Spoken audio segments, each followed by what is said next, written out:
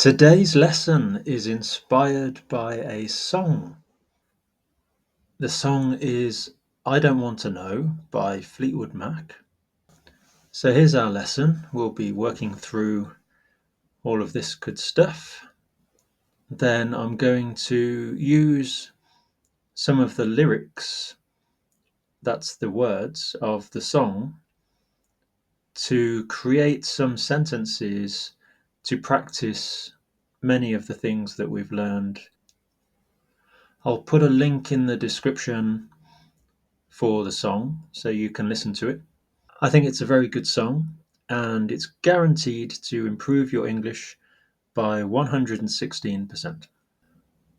We're going to have another look now at how we use these verb forms not to change the tense, but to change how real something is.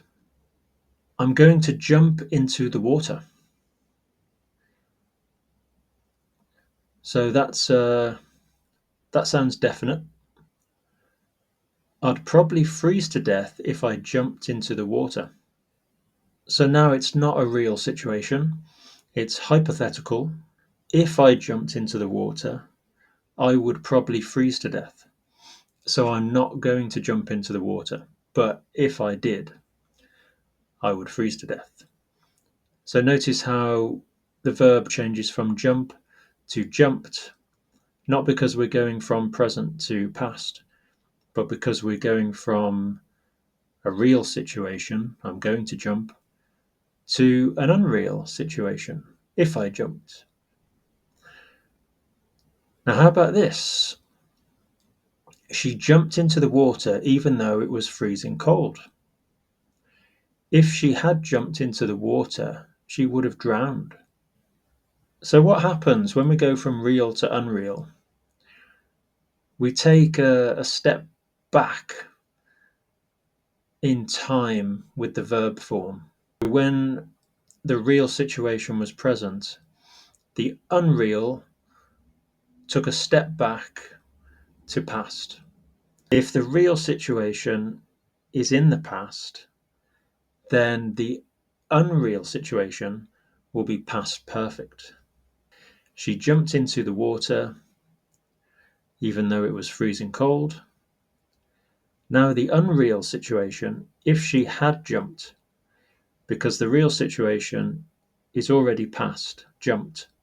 So we need to take a step away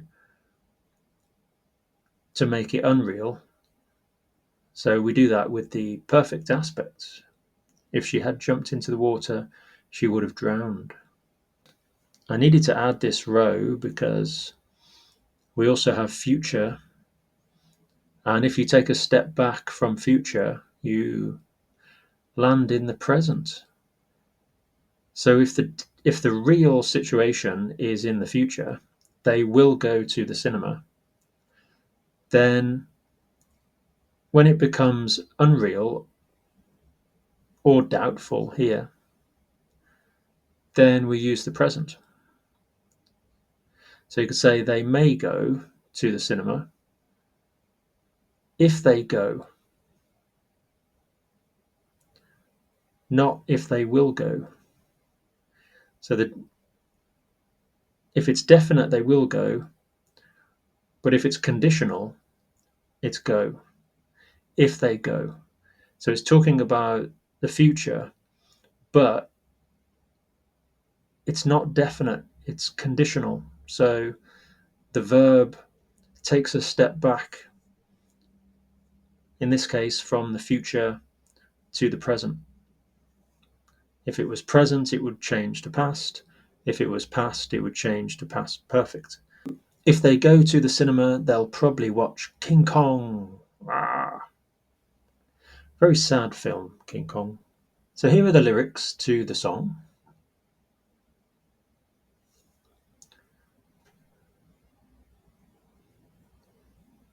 And here they've used hanging on to you.